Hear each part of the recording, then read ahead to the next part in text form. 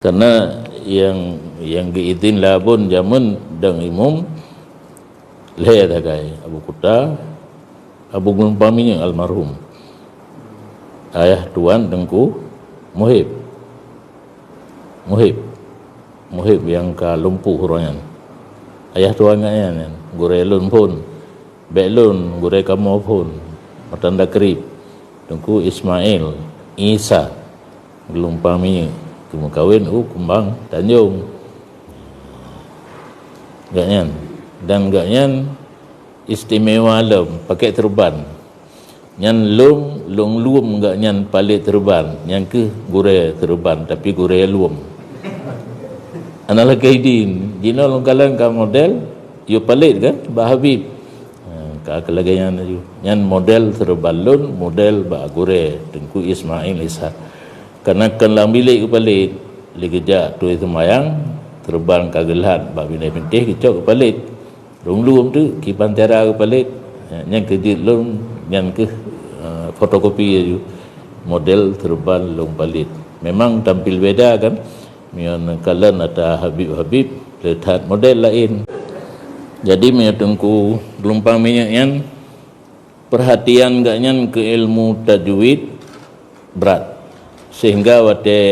watenya berkembang ba radio Malaysia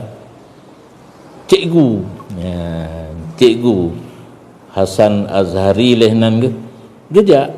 golong meujak Malaya watenya tapi gaknya gejak giap depan kan cara baca Quran ba cikgu yang lepun yang nam lain nan deposit cuma yang na bagawate yang kehujud innamal ilmu bit ta'allum bak tapi kitanya kitab tajwidnya kenjit baca-baca mantam bulan Ramadan Ramadan urumudi ja pedepak Quran ke dia bak Tengku Ismail puno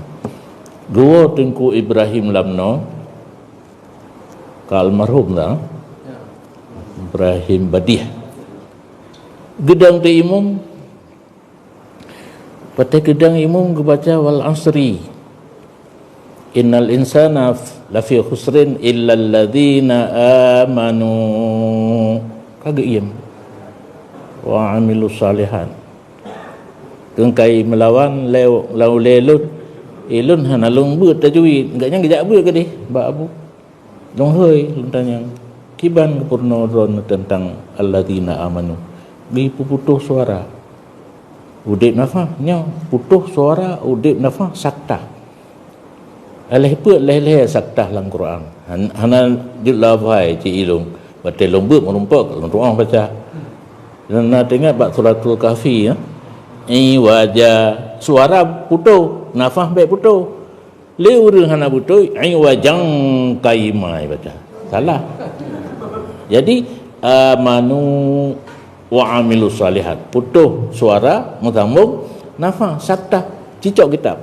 lo kalau di kitab tentang kepurunannya li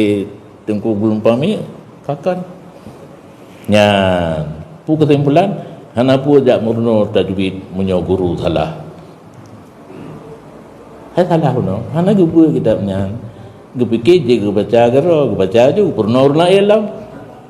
gadahlah innamal ilmu bit ta'allum payah belajar baik tak kira tajwidnya bre jitta mutalaah menteng munyo hana dasar mubalau nyan untung dimudi nyoho lain ija hana urung tegur ulum badar raya betul angleh patah je muhi ulama macam ku Ibrahim Badiah ya urung maju aku sami'na wa ata'na apa yang apa